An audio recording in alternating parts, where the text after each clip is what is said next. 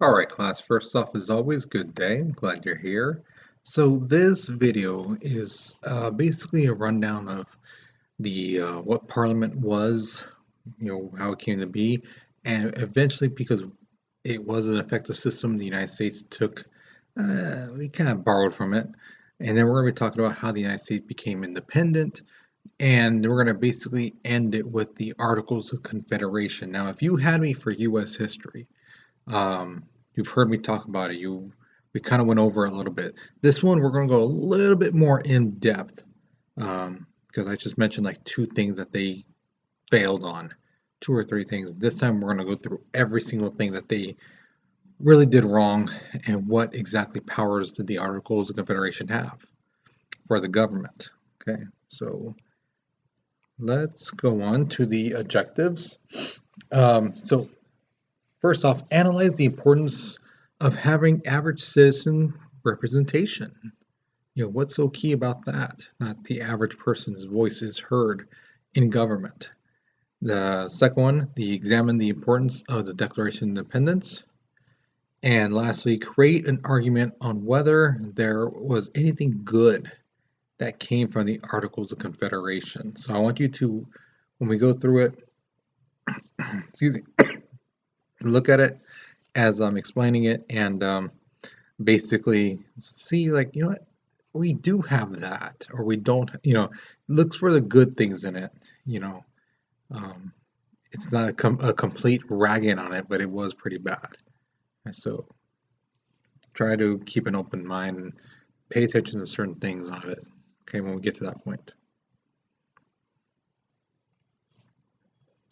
So here is your warm-up picture.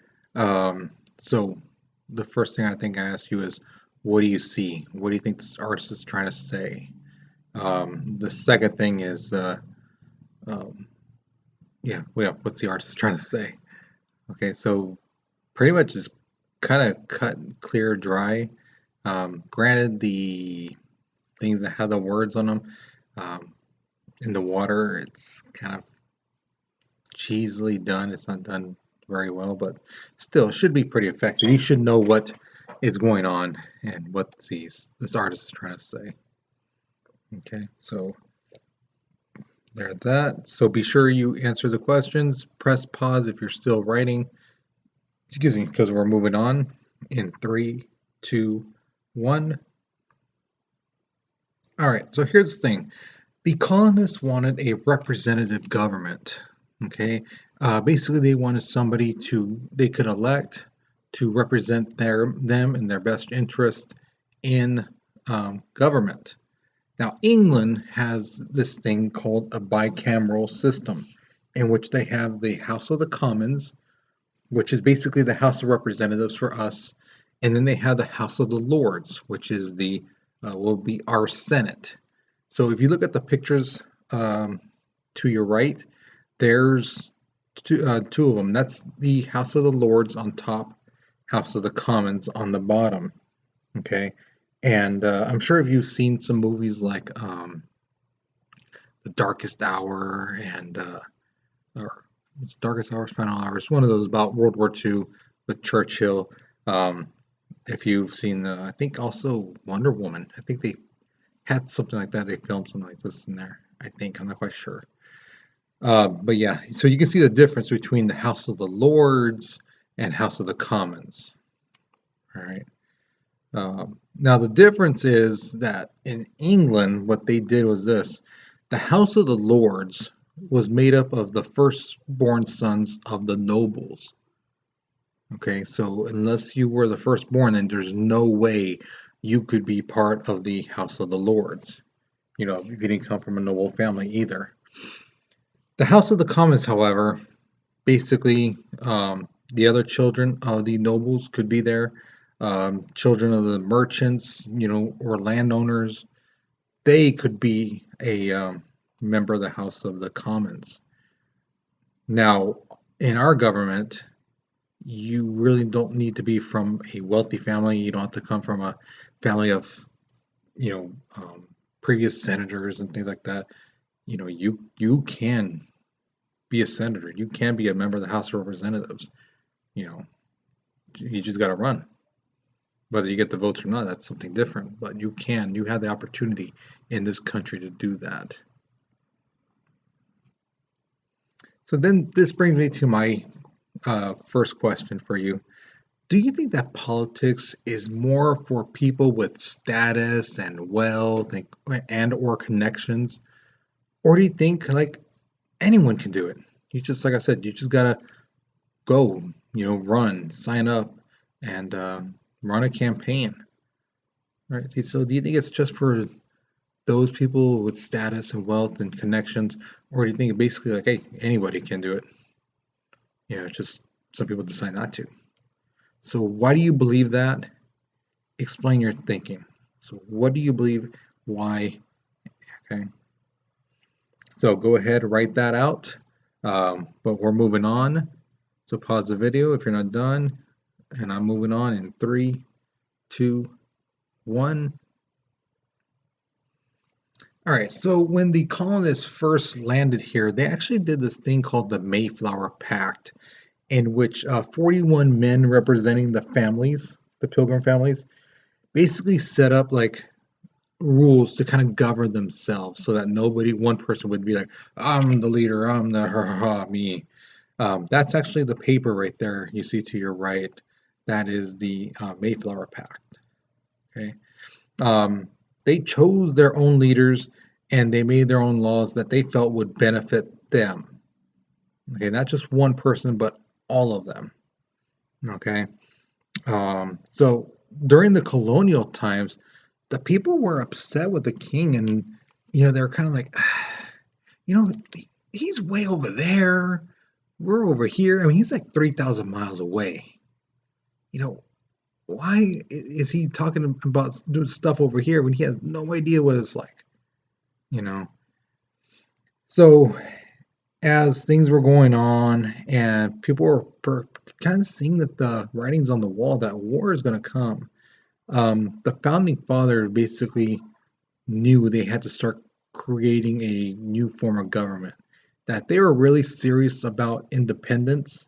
That if it was not just talk, if it was like legit, like this is what we're gonna do, they knew they had to start thinking of what kind of government would they have, what's the best way, what did other governments in the past do wrong, and what did they do right, and then learn from that. Um, and they knew, they couldn't have like a government with one body, one source of power, because then they knew we're going to be fighting another war pretty soon. Because in that one branch, that one powerful government is going to be corrupt. Because who then can you turn to? It's going to be just that person, that group is going to be ultra powerful. So that's the whole point of fighting a king, is because he's the top. You know, so that's that. All right, we're moving on. Now here's the thing. Actually, mix those first two up. British, they needed revenue to pay for their debts and loans they took out from the French and Indian War. Now, what happened was basically there was a land dispute between the French and the Indians and the British.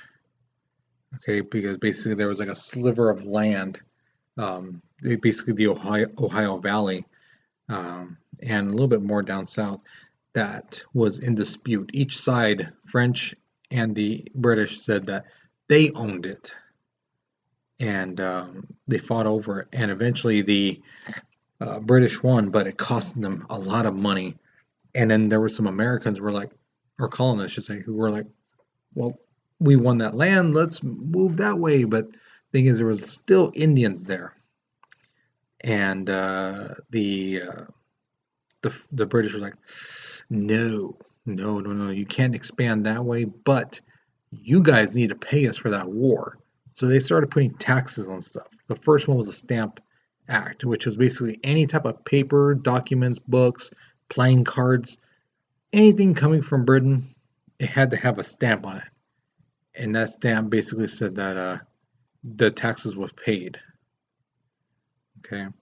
Um, Now, and the British didn't stop with that. There was, the sugar tax, the townshend tax, the uh, there's quite a bit of them. There was like 6, 8 major ones that they taxed people on.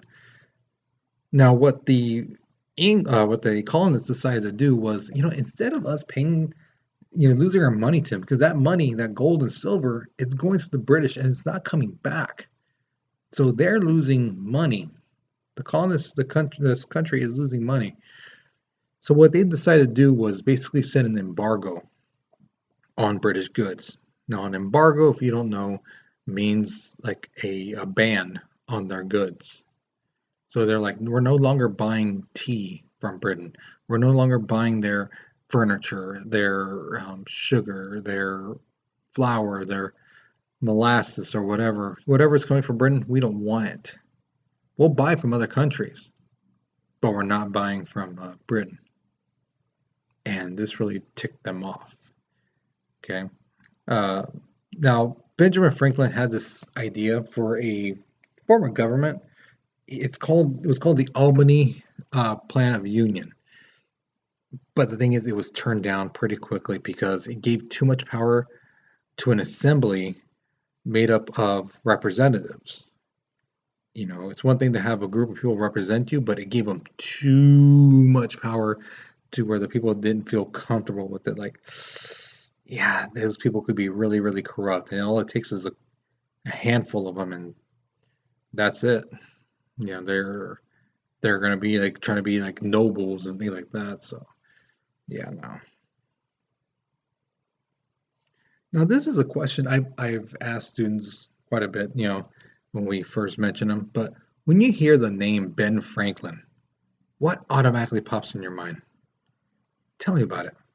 So again, when you hear the name Ben Franklin, is it an image? Is it a thought? Is it a famous document? What is it? What pops in your head?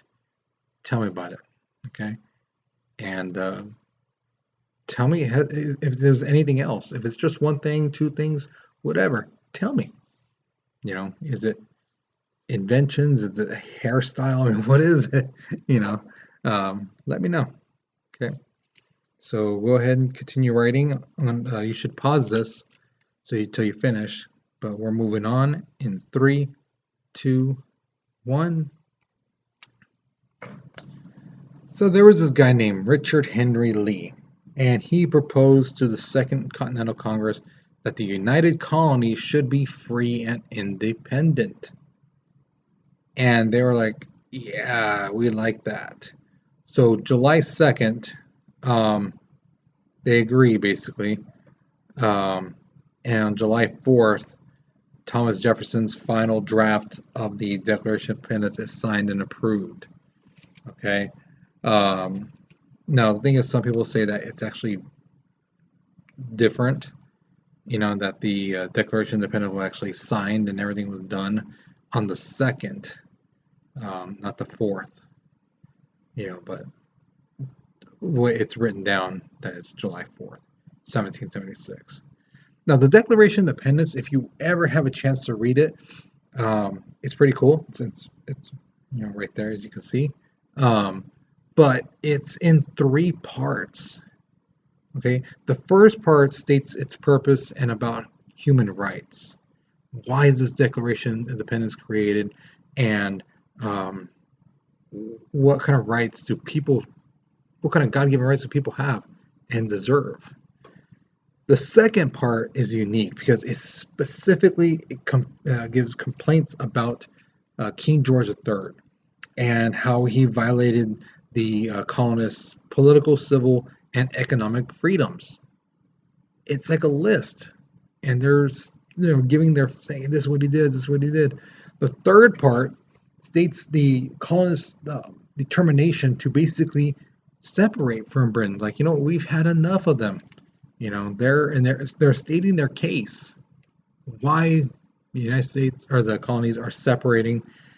And they also put in how they tried to come up with a peaceful solution, but the king was like, no, no. And especially this one peace offer that they offered which basically said that the colonists said, we'll be loyal to the king, but we just want some more freedoms and stop taxing us and things like that. And the king didn't even read it. In fact, he said, they are enemies of Britain. He didn't even read the letter. And basically, he was getting what he wanted, except he wanted them to pay taxes. But he didn't even read it. The paper just declared them enemies of Britain. And they're like, so we tried. You see the complaints? We explained to you that we tried to make peace, but they forced us, and now we are saying we want our freedom. Okay, so we're going to move on a second. So now you got the two questions. First off, why do you think Jefferson made sure to add all the bad things that King George did to the colonists and how they tried to make peace in the Declaration of Independence? Why do you think they did that? They stated their case, and stuff like that. Why do you think they put it on paper so the world to see? Why? Um, what do you think he was really trying to do? Okay. The next question is, what do you think would have happened to the 56 signers of the Declaration of Independence if they were captured by the British, or if the colonists lost the Revolutionary War? What do you think would have happened to those 56 people? Okay, so pause the video, answer the questions, and we're moving on in 3, 2, 1. So, spoiler alert, the colonies win their independence. We won at the Battle of Yorktown. Basically, General Cornwallis is surrounded. He waves the white flag, surrenders his sword.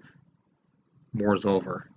Well, actually, news reaches Britain that Cornwallis surrendered at Yorktown. They're like, let's just end it.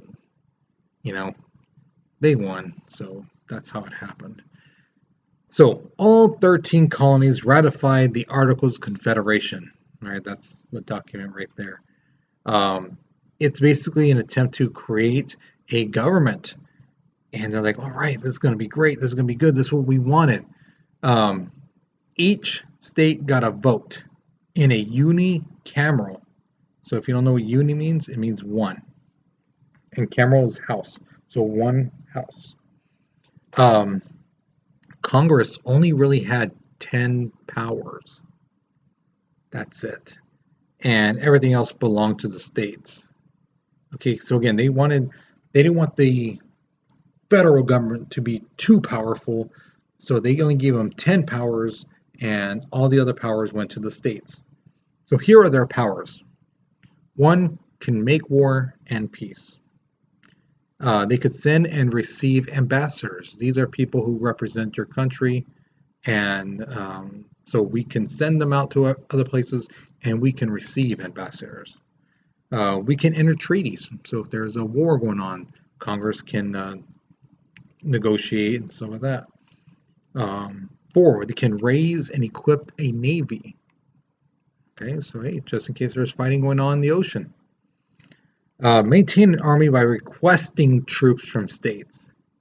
They couldn't draft, and then when people signed up for the army, they didn't sign up for the national army, they signed up for their state army. Okay, it's a little different. We're going to be moving on to the next part. They could appoint senior military officers, the fixed standards of weight and measures. So that's why we have like feet and yards, while the rest of the world has like kilometers and kilometers and things like that. So they could regulate Indian affairs. So they handled what was going on between the Native Americans and themselves. So if there was any issues between settlers going out west and a Native American tribe, they could solve the issue. And as I'm sure you guys can tell, they really didn't side with the Native Americans. Number 9, establish post office. That's a key one, right? Everyone needs their mail. And last one, decide certain disputes amongst the states. So if two states were arguing about something, whether it's like money being lent or territory thing, Congress would hear them out and decide. Okay. Now here are the issues with the Articles of Confederation. I always give the um, the image of a basically like a little baby with no teeth, and they're angry at you, right? They're just like going her, and it's like kind of like, oh, you're so cute. You're trying to bite my finger off. Oh, you know, that's what happened. That's what the Articles of Confederation did to the government. It's fresh, it's new, and they have no power. They have no teeth. So, like, one of the biggest problems was they couldn't collect taxes. They relied on states to collect taxes and then give it to them. Now, if a state didn't give them the money, they couldn't force them. They can be like, you owe us so much money. You collect this much taxes from your people. You owe us this much money. States would be like, so yeah, yeah. You know what? We'll get to you. We got to take care of some stuff first. Take care in house first, and then when we're done, whatever's left over, yeah, we'll pay you. Don't worry. Just be quiet. Basically, that's what they did. You know, um, the government didn't have the power to regulate trade. So here's the thing. I don't know if you guys know this about economics or not, but anytime there's a lot of something, it's worth the value goes down. If there's very little of something, the value goes up. So a great example, bam, these Clorox wipes, right? You go to the store, you can't find them, right? You look online, sometimes they were, $5, now they're $10, $12, $15. People selling on eBay, expensive, expensive. And that's the thing, that when something is scarce, when something is limited, um, the price goes up. So if you have a bunch of states who are chopping down trees, the value of the trees go down because there's so many. You can buy from anywhere. And why buy something for $50 when you can get it over here for $2.50? So what would you rather do? Spend $50 or $2.50 for the same item, same thing?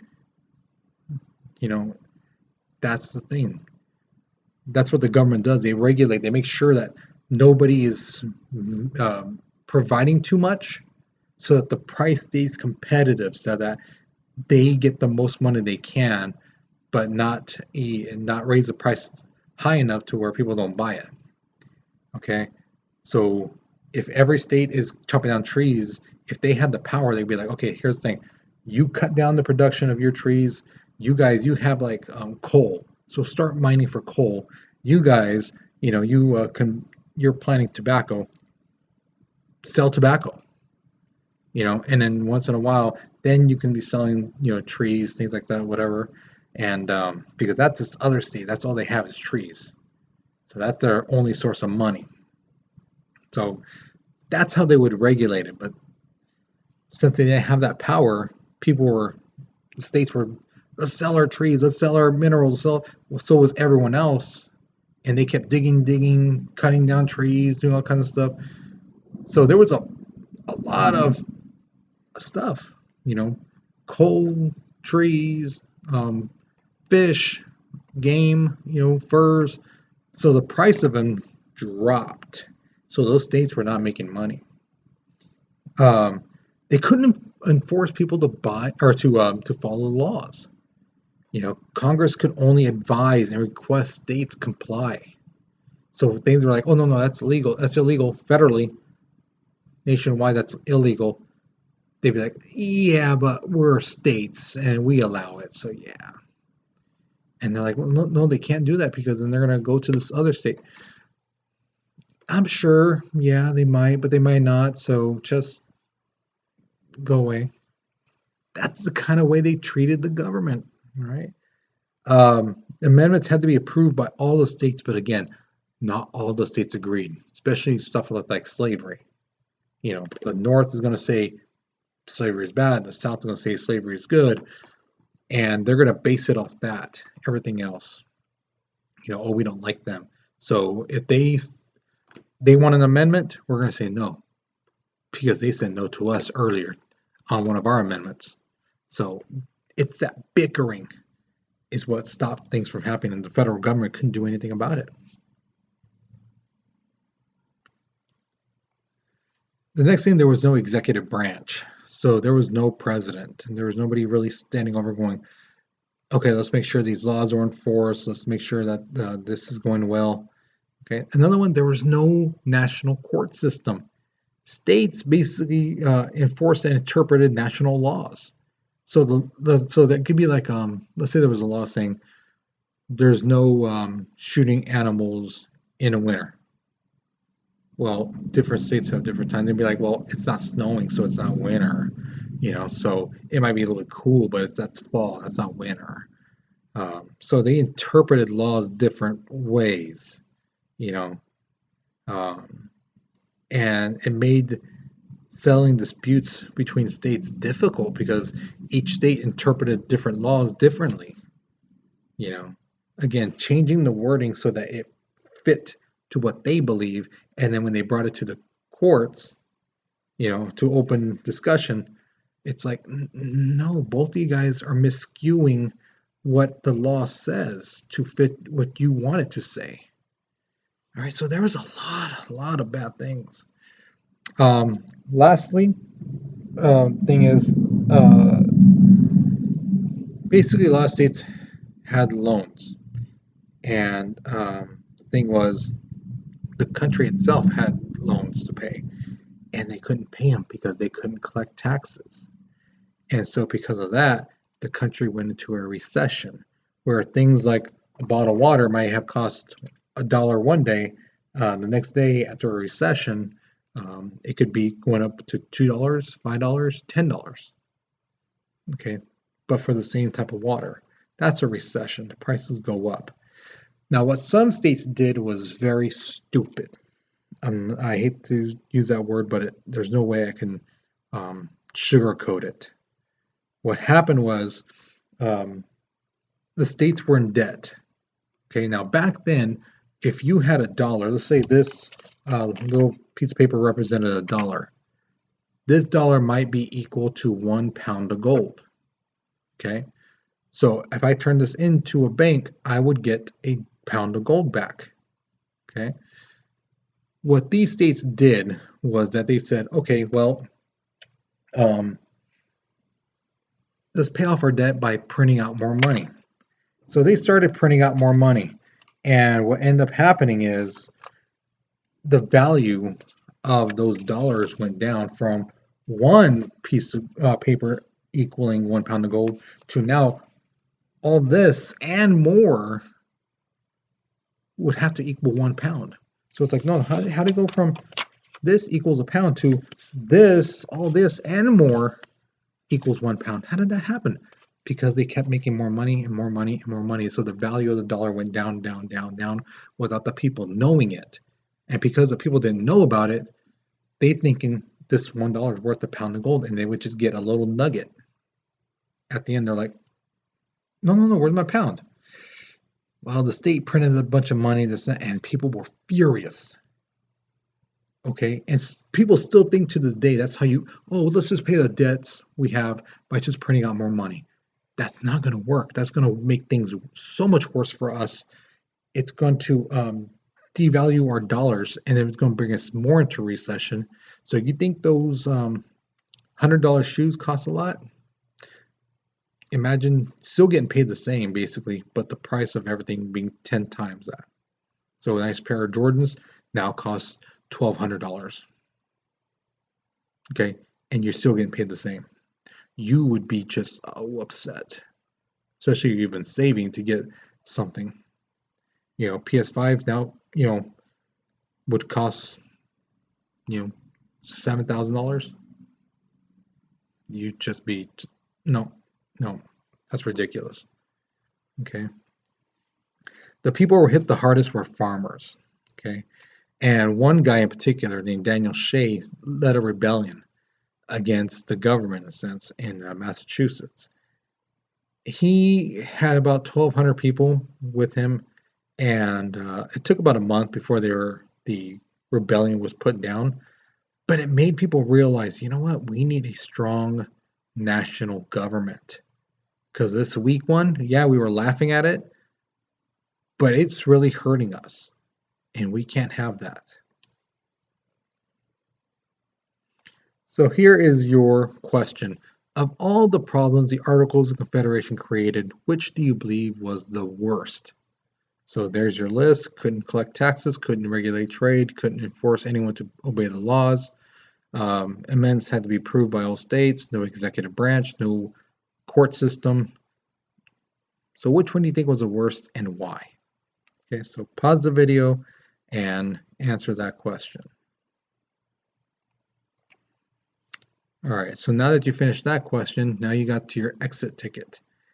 Pick one of these three questions to answer, and that is your exit ticket. Okay, why is having average citizen representation so important? Okay, so why is it important to have the average Joe have their voice heard in government? Second one, which is the most important part of the Independence Declaration of Independence? Was it the first part, second part, or third part, and why? Why do you think that was the most important part? Third one, in your opinion, was there anything good that came out from the Articles of Confederation? Yes or no, and why? Okay, don't forget the why, because that is where the points come from. Okay, so once you finish that, be sure you hit submit, and that's the end of this lesson. All right, so hopefully you learned something new. Basically, when you come back in class next week, it's going to be a continuation from this. So we're going from the Articles of Confederation to the Constitution being created. And then after that, we're going to be going into the Bill of Rights. So I can't wait for that. All right, so I'll see you guys later. You guys take care and be safe.